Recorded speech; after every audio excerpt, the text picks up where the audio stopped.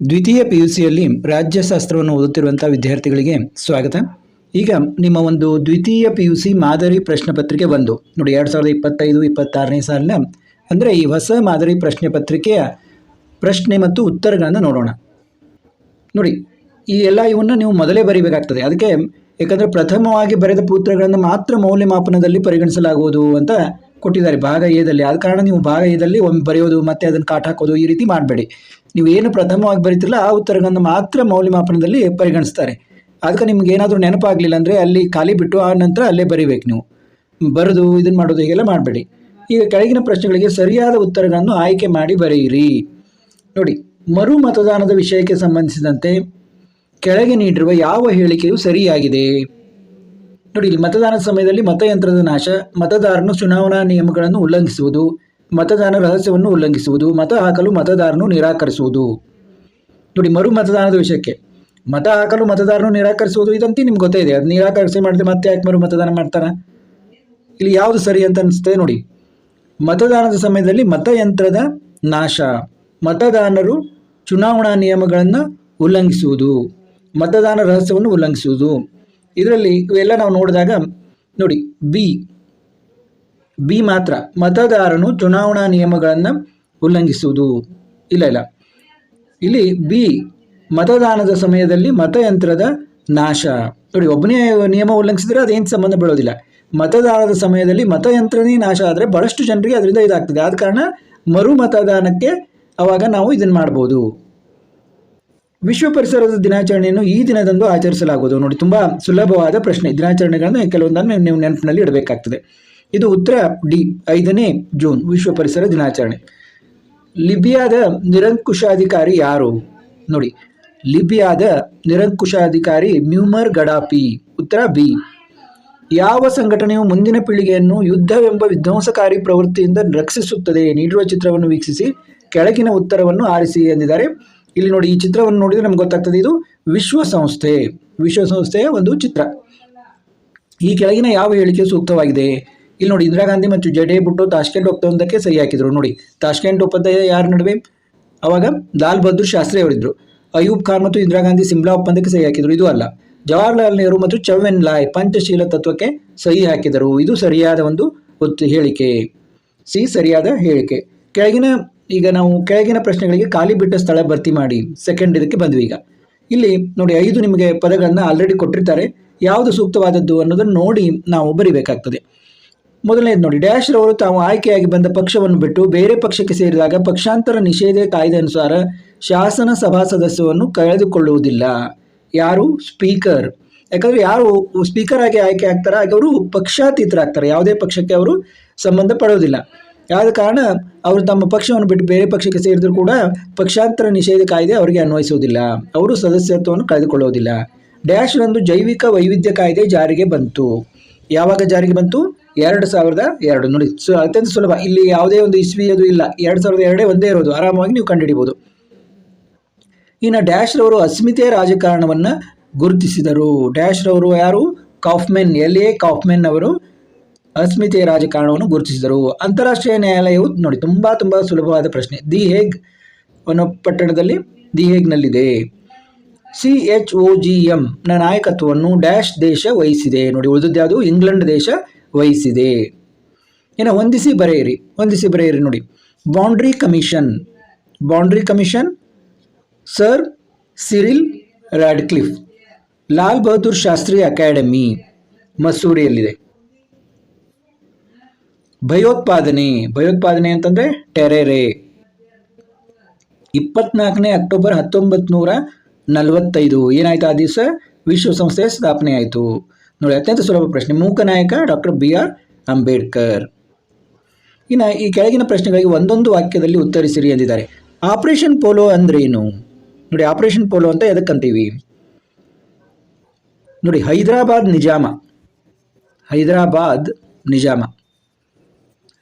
ನಿಜಾಮ ಏನಾಯಿತು? ನಿಜಾಮನ ಆಡಳಿತದ ಅರಾಜಕತೆಯನ್ನು ನೀವು ಕೆಲವೊಂದು ಪದಗಳನ್ನು ನೆನಪಿಟ್ಟುಕೊಂಡು ಕೂಡ ಅದೇನು ಅಂತ ಇದು ಮಾಡ್ಕೋಬೋದು. ಹೈದರಾಬಾದ್ ನಿಜಾಮನ ಆಡಳಿತದ ಅರಾಜಕತೆಯನ್ನು ಅಂತ್ಯಗೊಳಿಸಲಿಕ್ಕೆ ಏನು ಮಾಡಿತು? ಭಾರತದ ಸೇನೆ 1948ರಲ್ಲಿ ಸೆಪ್ಟೆಂಬರ್ನಲ್ಲಿ ಏನು ಮಾಡ್ತು, ಪೊಲೀಸ್ ಕಾರ್ಯಾಚರಣೆಯನ್ನು ಮಾಡಿತು. ಅದಕ್ಕೆ ಏನಂತೀವಿ ನಾವು, ಆಪರೇಷನ್ ಪೋಲೋ ಅಂತ ಕರಿತೀವಿ. ಅಂದರೆ ಹೈದರಾಬಾದ್ ನಿಜಾಮನ ಆಡಳಿತದ ಅರಾಜಕತೆ, ಎಲ್ಲ ಅವನ ಆಡಳಿತವನ್ನು ಎಲ್ಲ ಕೆಡಿಸಿಬಿಟ್ಟಿದ್ದ ಆತ. ಅವನ ಒಂದು ಅರಾಜಕತೆ ಎಲ್ಲಿ ಬೇಕಲ್ಲಿ ದಂಗೆ ಇದು ನಡೀತಾ ಇತ್ತು. ಆ ಒಂದು ಅರಾಜಕತೆಯನ್ನು ಅಂತ್ಯಗೊಳಿಸಲಿಕ್ಕೆ ಏನು ಮಾಡ್ತು, ಭಾರತ ಸೇನೆ 1948 ಸೆಪ್ಟೆಂಬರ್ನಲ್ಲಿ ಪೊಲೀಸ್ ಕಾರ್ಯಾಚರಣೆಯನ್ನು ಮಾಡ್ತದೆ. ಅದಕ್ಕೆ ಆಪರೇಷನ್ ಪೋಲೋ ಅಂತ ಕರೀತಾರೆ. ಇನ್ನು ಪಶ್ಚಿಮ ಘಟ್ಟ ಚಳವಳಿಯನ್ನು ಯಾರು ಪ್ರಾರಂಭಿಸಿದರು ನೋಡಿ, ಯಾರೋ ಒಬ್ಬರು ಲೀಡರ್ ಬರೋದಿಲ್ಲ ಇಲ್ಲಿ. ಪಶ್ಚಿಮ ಘಟ್ಟ ಚಳವಳಿಯನ್ನು ಯಾರು ಪ್ರಾರಂಭಿಸಿದರು ಅಂತ ಕೇಳಿದರೆ 1970ರಲ್ಲಿ ನೆನಪಿಟ್ಕೊಳ್ಳಿ. ಇಸ್ವಿ 1900 ಅಂದರೆ ನಿಮ್ಮ ವೇಟೇಜ್ ಇರುತ್ತೆ ನಿಮ್ಮ ಉತ್ತರಕ್ಕೆ. 1970ರಲ್ಲಿ ಕುದುರೆಮುಖ ಏನು ಒಂದು ಪ್ರದೇಶದಲ್ಲಿ 15 ಲಕ್ಷದ ಎಕರೆ ಭೂಮಿಯನ್ನು ಗಣಿಗಾರಿಕೆಗೆ ಸ್ವಾಧೀನಪಡಿಸ್ಕೋತಾರೆ. ಆವಾಗ ಅಲ್ಲಿನ ಜನರಿಗೆ ತೊಂದರೆಯಾಗಿ ಅಲ್ಲಿನ ಜನರು ಮತ್ತು ಕೆಲವು ಪರಿಸರವಾದಿಗಳು ಈ ಒಂದು ಪ್ರದೇಶವನ್ನು ಉಳಿಸ್ಕೋಬೇಕು ಗಣಿಗಾರಿಕೆಯಿಂದ ಅಂತ ಆ ಒಂದು ಚಳವಳಿಯನ್ನು ಪ್ರಾರಂಭ ಮಾಡ್ತಾರೆ. ಪಶ್ಚಿಮ ಘಟ್ಟ ಚಳವಳಿಯನ್ನು ಪ್ರಾರಂಭ ಮಾಡ್ತಾರೆ ಪರಿಸರವಾದಿಗಳು ಮತ್ತು ಅಲ್ಲಿನ ಜನರು. ಜಿಲ್ಲೆಯಲ್ಲಿ ಮಾನವ ಹಕ್ಕುಗಳನ್ನು ರಕ್ಷಿಸುವ ಮುಖ್ಯಸ್ಥರು ಯಾರು? ನಿಮಗೆಲ್ಲ ಗೊತ್ತಿದೆ, ಜಿಲ್ಲೆಯಲ್ಲಿ ಆಲ್ಮೋಸ್ಟ್ ಎಲ್ಲದಕ್ಕೂ ಒಬ್ಬರು ಇದಿರ್ತಾರೆ. ಯಾರು ಅಂತಂದರೆ ಜಿಲ್ಲಾಧಿಕಾರಿಗಳು ಮಾನವ ಹಕ್ಕುಗಳನ್ನು ರಕ್ಷಿಸುವ ಮುಖ್ಯಸ್ಥರು. LAC ಅನ್ನು ವಿಸ್ತರಿಸಿ ನೋಡಿ, ಇದು LOC ಅಲ್ಲ, LAC ಅಂತಂದರೆ ಏನು? Line of actual control. Line of actual control. ಅಂದರೆ ಆ್ಯಕ್ಚುವಲ್ ಕಂಟ್ರೋಲ್. ಇಲ್ಲಿ ಬರಲಿಕ್ಕೆ ಸರಿ ಆಗ್ತಾಯಿಲ್ಲ. Actual control, line of actual control. Bangabandhu ಅಂತ ಯಾರನ್ನ ಕರೀತಾರೆ? ಶೇಖ್ ಮುಜಿಬುರ್ ರೆಹಮಾನ್ ಅವ್ರನ್ನ ಬಂಗಬಂಧು ಅಂತ ಕರೀತಾರೆ. ಇನ್ನು ಭಾಗ ಬಿಯಲ್ಲಿ ನೋಡಿ, ಕೆಳಗಿನ ಯಾವುದಾದ್ರೂ 5 ಪ್ರಶ್ನೆಗಳಿಗೆ ಉತ್ತರಿಸಿ ಎಂದಿದ್ದಾರೆ. 2-3 ವಾಕ್ಯಗಳಲ್ಲಿ ಹೇಳಿದ್ದಾರೆ. ರಾಜ್ಯವೇ ಚುನಾವಣಾ ವೆಚ್ಚವನ್ನು ಭರಿಸುವುದು ಅಂದ್ರೇನು? ನೋಡಿ, ರಾಜ್ಯವೇ ಚುನಾವಣಾ ವೆಚ್ಚವನ್ನು ಭರಿಸುವುದು ಇಲ್ಲೇ ಒಂದು ಪ್ರಶ್ನೆಯಲ್ಲೇ ಇದೆ. ಅಂದರೆ ಈಗ ಚುನಾವಣೆಗೆ ನಿಲ್ಲಲಿಕ್ಕೆ ಹಣ ಇದ್ದವರಿಗೆ ಮಾತ್ರ ಸಾಧ್ಯ. ಹಣ ಇಲ್ಲದವರು ಎಷ್ಟೇ ಒಳ್ಳೆಯವರಾದರೂ ಚುನಾವಣೆಯಲ್ಲಿ ನಿಲ್ಲಲಿಕ್ಕೆ ಆಗೋದಿಲ್ಲ. ಯಾಕಂದರೆ ಭಾಳ ಖರ್ಚಾಗ್ತದೆ ಪ್ರಚಾರ ಮಾಡಲಿಕ್ಕೆ ಎಲ್ಲ. ಆದ ಕಾರಣ ಇಲ್ಲೇನಾಗ್ತದೆ, ಬಹಳಷ್ಟು ಹಣ ಇದ್ದವರು ತಮ್ಮ ಕಪ್ಪು ಹಣದಿಂದ ಗೆದ್ದು ಬರ್ತಾರೆ. ಅದಕ್ಕೆ ಕಪ್ಪು ಹಣದ ಹಾವಳಿಯನ್ನು ತಡೆಯಲು ಈ ಒಂದು ವರ್ಡನ್ನು ನೆನಪಿನಲ್ಲಿಡಿ ನೀವು. ಕಪ್ಪು ಹಣದ ಹಾವಳಿಯನ್ನು ತಡೆಯಲು ರಾಜ್ಯವೇ ಚುನಾವಣಾ ವೆಚ್ಚವನ್ನು ಭರಿಸುವುದು ಅಂತ ಹೇಳ್ತಾರೆ. ಕಪ್ಪು ಹಣದ ಹಾವಳಿಯನ್ನು ತಡೆಯಲು ರಾಜ್ಯವೇ ಚುನಾವಣಾ ವೆಚ್ಚವನ್ನು ಭರಿಸೋದು ಅಂದರೆ ಏನು? ಒಂದು ಚುನಾವಣೆಗೆ ನಿಂತಿರ್ತಾನಲ್ಲ, ಆ ಒಂದು ಅಭ್ಯರ್ಥಿಯ ಚುನಾವಣಾ ವೆಚ್ಚವನ್ನು ರಾಜ್ಯವೇ ಭರಿಸಬೇಕು ಅಂತ. ಇದೇನು ಜಾರಿಗೆ ಬಂದಿಲ್ಲ ಇದು. ಅದು ಆ ರೀತಿ ಒಂದು ಸಲಹೆ ಇದೆ, ಆ ರೀತಿ ಮಾಡಬೇಕು ಅಂತ. ಇನ್ನು ಕೇಂದ್ರ ಸೇವೆಗಳ ಯಾವುದಾದರೂ 2 ಉದಾಹರಣೆಗಳನ್ನು ತಿಳಿಸಿ. ನೋಡಿ, ನಿಮಗೆಲ್ಲ ಗೊತ್ತಿದೆ, IAS, IPS ಹೀಗೆಲ್ಲ ಕೇಂದ್ರ ಸೇವೆಗಳ ಯಾವುದಾದರೂ 2 ಉದಾಹರಣೆಗಳನ್ನು ತಿಳಿಸಿ ಅಂತ. ಸಾಕಷ್ಟು ಉದಾಹರಣೆಗಳನ್ನು ನಾವು ಕೊಡಬಹುದು. ಈಗ ಭಾರತೀಯ ಆಡಳಿತ ಸೇವೆ, ಭಾರತೀಯ ಕಂದಾಯ ಸೇವೆ, ಭಾರತೀಯ ಅರಣ್ಯ ಸೇವೆ, ಭಾರತೀಯ ರೈಲ್ವೆ ಸೇವೆ, ಭಾರತೀಯ ರಕ್ಷಣಾ ಸೇವೆ, ಭಾರತೀಯ ಅಂಚೆ ಸೇವೆ, ಈ ರೀತಿ ಬರಿಬೋದು. ಎಲ್ಲದಕ್ಕೂ ಭಾರತೀಯ ಅಂತ ಬರೀ. ಭಾರತೀಯ ಆಡಳಿತ ಸೇವೆ, ಭಾರತೀಯ ಕಂದಾಯ ಸೇವೆ, ಭಾರತೀಯ ರೈಲ್ವೆ ಸೇವೆ, ಭಾರತೀಯ ರಕ್ಷಣಾ ಸೇವೆ, ಭಾರತೀಯ ಅಂಚೆ ಸೇವೆ, ಹೀಗೆ ಸಾಕಷ್ಟು ಹೇಳ್ಬೋದು. ಯಾವುದಾದ್ರು 2 ಹೇಳಿದ್ರೆ ಸಾಕು ಅವರಿಗೆ. ಕೇಂದ್ರ ಲೋಕಸೇವಾ ಆಯೋಗದ ಸದಸ್ಯರ ಪದಚ್ಯುತಿ ವಿಧಾನವನ್ನು ಬರೆಯಿರಿ. ಇಲ್ಲಿ ನೀವು 1-2-3 ವರ್ಡ್ ನೆನ್ಪಿಡಬೇಕು. ಕೇಂದ್ರ ಲೋಕಸೇವಾ ಆಯೋಗದ ಸದಸ್ಯರ ಪದಚ್ಯುತಿ ಯಾವಾಗ ಆಗ್ತದೆ? ದುರ್ನಡತೆ ಅಂದರೆ ಅವರು ಕರಪ್ಟ್ ಆಗಿದ್ದಾರೆ, ಸರಿಯಾಗಿ ನಡ್ಕೋತಾ ಇಲ್ಲ ಅಂತ. ದುರ್ನಡತೆ, ಅವರ ನಡತೆ ಸರಿಯಾಗಿಲ್ಲ. ಅವಾಗ ಏನು ಮಾಡ್ತದೆ? ಸರ್ವೋಚ್ಚ ನ್ಯಾಯಾಲಯ, ಸುಪ್ರೀಂ ಕೋರ್ಟ್ ವಿಚಾರಣೆಯನ್ನು ನಡೆಸ್ತದೆ. ಸರ್ವೋಚ್ಚ ನ್ಯಾಯಾಲಯ ಸುಪ್ರೀಂ ಕೋರ್ಟ್ ವಿಚಾರಣೆ ನಡೆಸಿ ನಂತರದಲ್ಲಿ ಸಾಬೀತಾದಲ್ಲಿ ಯಾರು ಅವರನ್ನು ಇದನ್ನು ಮಾಡ್ತಾರೆ? ರಾಷ್ಟ್ರಪತಿಯವರು ಅವರನ್ನು ಪದಚ್ಯುತಿಗೊಳಿಸ್ತಾರೆ. ಸುಪ್ರೀಂ ಕೋರ್ಟ್ ಒಂದು ವಿಚಾರಣೆಯನ್ನು ನಡೆಸಿದ ನಂತರ ರಾಷ್ಟ್ರಪತಿಯವರು ಅವರ ಒಂದು ದುರ್ನಡತೆ ಸಾಬೀತಾದಲ್ಲಿ ಅವರನ್ನು ಪದಚ್ಯುತಗೊಳಿಸ್ತಾರೆ. ಇನ್ನು ಡಾಕ್ಟರ್ BR ಅಂಬೇಡ್ಕರ್ ಅವರ 3 ಜನಪ್ರಿಯ ವಾಣಿಗಳನ್ನು ತಿಳಿಸಿ. ನೋಡಿ, BR ಅಂಬೇಡ್ಕರ್ ಅವರ ಜನಪ್ರಿಯ ವಾಣಿ ಏನಂದರೆ ಶಿಕ್ಷಣ. ಎಲ್ಲರಿಗೂ ಶಿಕ್ಷಣ ಬೇಕು ಮತ್ತು ಒಂದು ಏನೇ ನಮಗೆ ಇದಾಗಬೇಕಂದ್ರೂ ಒಂದು ಸಂಘಟನೆ ಬೇಕು. ಶಿಕ್ಷಣ, ಸಂಘಟನೆ ಮತ್ತು ಹೋರಾಟ. ಒಂದು ಒಳ್ಳೆಯದಕ್ಕಾಗಿ ನಾವು ಹೋರಾಟ ಮಾಡಬೇಕು. ಶಿಕ್ಷಣ, ಸಂಘಟನೆ ಮತ್ತು ಹೋರಾಟ ಅನ್ನುವು BR ಅಂಬೇಡ್ಕರ್ ಅವರ 3 ಜನಪ್ರಿಯ ವಾಣಿಗಳು. ಇನ್ನು ಕೆಳಗಿನ ಚಿತ್ರವನ್ನು ಉಲ್ಲೇಖಿಸಿ ಕಡ್ಡಾಯ ಶಿಕ್ಷಣದ ಅರ್ಥವನ್ನು ಬರೆಯಿರಿ ಎಂದರೆ. ಕಡ್ಡಾಯ ಶಿಕ್ಷಣ ಯಾರಿಗೆ ಬೇಕು?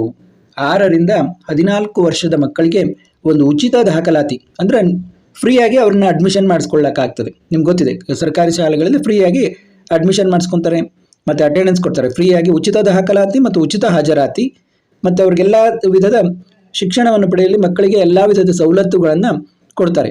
ಅವರಿಗೆ ಉಚಿತ ಒಂದು ಮಿಡ್ ಡೇ ಮೀಲ್ಸು ಇವೆಲ್ಲ ನಿಮ್ಗೆ ಗೊತ್ತಿರಬೇಕು. ಅವನ್ನೆಲ್ಲ ಕೊಟ್ಟು ಅವರಿಗೆ ಒಂದು ಪ್ರಾಥಮಿಕ ಶಿಕ್ಷಣವನ್ನು ಪಡೆಯಲಿಕ್ಕೆ ಅವರಿಗೆ ಅನುವು ಮಾಡಿಕೊಡ್ತಾರೆ. ಇದಕ್ಕೆ ಕಡ್ಡಾಯ ಶಿಕ್ಷಣ ಅಂತ ನಾವು ಕರಿತೀವಿ.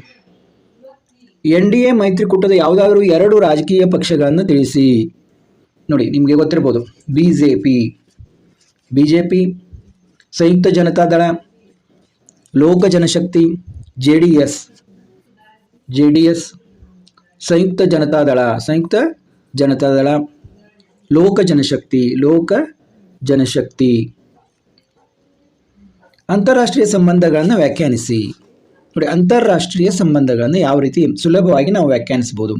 ರಾಷ್ಟ್ರಗಳ ನಡುವೆ ಉಂಟಾಗುವ ಎಲ್ಲ ಪ್ರಕ್ರಿಯೆಗಳ ಕುರಿತು, ನೋಡಿ, ರಾಷ್ಟ್ರಗಳ ನಡುವೆ ಉಂಟಾಗುವ ಎಲ್ಲ ಪ್ರಕ್ರಿಯೆಗಳ ಕುರಿತು ಅಂತಾರಾಷ್ಟ್ರೀಯ ವ್ಯವಸ್ಥೆಯೊಳಗೆ ನಡೆಯುವ ಅಧ್ಯಯನವಾಗಿರುತ್ತದೆ. ನೋಡಿ, ಅಂದರೆ ದೇಶದ ನಡುವೆ ಉಂಟಾಗುವಂಥ ಎಲ್ಲ ಪ್ರಕ್ರಿಯೆಗಳು, ಯಾವುದೇ ಪ್ರಕ್ರಿಯೆ ಆಗಲಿ, ಎಲ್ಲ ಪ್ರಕ್ರಿಯೆಗಳ ಕುರಿತು ನಾವು ಅಧ್ಯಯನ ನಡೆಸೋದು. ಎಲ್ಲಿ? ಅಂತಾರಾಷ್ಟ್ರೀಯ ವ್ಯವಸ್ಥೆಯೊಳಗೆ ನಡೆಸುವಂಥ ಅಧ್ಯಯನಕ್ಕೆ ಅಂತಾರಾಷ್ಟ್ರೀಯ ಸಂಬಂಧಗಳು ಅಂತ ನಾವು ಕರಿತೀವಿ. ಪೆರಿಸ್ಟ್ರೋಯಿಕ್ ಮತ್ತು ಗ್ಲಾಸ್ನಾಸ್ಟ್ ಅಂದರೆ ಏನು? ನೋಡಿ, ಪೆರಿಸ್ಟ್ರೋಯಿಕ್ ಅಂತಂದ್ರೆ ಏನು? ಪುನರ್ರಚನೆ, ಮತ್ತೊಮ್ಮೆ ರಚನೆ ಮಾಡೋದು ಅಂತ, ಪುನರ್ರಚನೆ. ಗ್ಲಾಸ್ನಾಸ್ಟ್ ಅಂದರೆ ಮುಕ್ತತೆ, ಪುನರ್ರಚನೆ ಮತ್ತು ಮುಕ್ತತೆ. ಇಷ್ಟು ಹೇಳಿದ್ರೆ ಸಾಕು ನೀವು. ಪೆರಿಸ್ಟ್ರೋಯಿಕ್ ಅಂದರೆ ಪುನರ್ರಚನೆ, ಗ್ಲಾಸ್ನಾಸ್ಟ್ ಅಂದರೆ ಮುಕ್ತತೆ. ಇದನ್ನು ಯಾವಾಗ ಹೇಳಿದರು?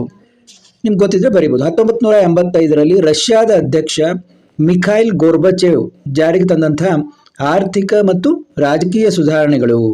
1985ರಲ್ಲಿ ರಷ್ಯಾದ ಅಧ್ಯಕ್ಷ ಮಿಖೈಲ್ ಗೋರ್ಬಚೇವ್ ಜಾರಿಗೆ ತಂದಂತಹ ಆರ್ಥಿಕ ಮತ್ತು ರಾಜಕೀಯ ಸುಧಾರಣೆಗಳು, ಈ ಒಂದು ಪದ ಬಂದಿದೆ, ಪುನರ್ರಚನೆ ಮತ್ತು ಮುಕ್ತತೆ ಅಂತ, ಪೆರಿಸ್ಟ್ರೋಯಿಕ್ ಮತ್ತು ಗ್ಲಾಸ್ನಾಸ್ಟ್ ಅಂತ. ಇನ್ನು ಕೆಳಗಿನ ಯಾವುದಾದ್ರೂ 6 ಪ್ರಶ್ನೆಗಳಿಗೆ ಪ್ರತಿಯೊಂದಕ್ಕೂ 15-20 ವಾಕ್ಯಗಳಲ್ಲಿ ಉತ್ತರಿಸಿ ಅಂದಿದ್ದಾರೆ. ನೋಡಿ, 6 ಪ್ರಶ್ನೆಗಳಿಗೆ. ನೋಡಿ, ಈಗಾಗಲೇ ನಾನು ಎಲ್ಲ ಬ್ಲೂ ಪ್ರಿಂಟ್ಗಳನ್ನು ಮಾಡಿದ್ದೀನಿ. ನೀವು ಕೆಲವು ಚಾಪ್ಟರ್ಗಳನ್ನು ಓದಿಸಿದ್ರು ಕೂಡ 80ಕ್ಕೆ 80 ಅಂಕ ಪಡಿಬಹುದು. ಅದನ್ನು ಬ್ಲೂ ಪ್ರಿಂಟ್ಗಳ ಬಗ್ಗೆ ನಾನು ಮಾಡಿರುವಂಥ ವಿಡಿಯೋಗಳನ್ನು ಕೂಡ ತಪ್ಪದೇ ನೋಡಿ. ಇಲ್ಲಿ ನೋಡಿ, ಜುನಾಗಢ, ಹೈದರಾಬಾದ್ ಮತ್ತು ಕಾಶ್ಮೀರದ ವಿಲೀನದ ಕುರಿತು ಬರೆಯಿರಿ. ರಾಜ್ಯಗಳ ಪುನರ್ರಚನೆಗೆ ಭಾಷೆ ಆಧಾರವಾಗಿರಬೇಕೆಂಬುದಕ್ಕೆ ಕಾರಣಗಳನ್ನು ನೀಡಿ. ಮುಖ್ಯ ಕಾರ್ಯದರ್ಶಿಯ ಕಾರ್ಯಗಳನ್ನು ವಿಮರ್ಶಾತ್ಮಕವಾಗಿ ಚರ್ಚಿಸಿ. ಅವೈಜ್ಞಾನಿಕ ಭೂ ಸ್ವಾಧೀನದ ಕುರಿತು ಬರೆಯಿರಿ. ರಾಷ್ಟ್ರ ನಿರ್ಮಾಣದ ವಿವಿಧ ಅಗತ್ಯಾಂಶಗಳನ್ನು ವಿವರಿಸಿ. ಅಸ್ಮಿತೆಯ ರಾಜಕಾರಣದೊಂದಕ್ಕೆ ಕಾರಣವಾಗುವ ಅಂಶಗಳು ಯಾವುವು?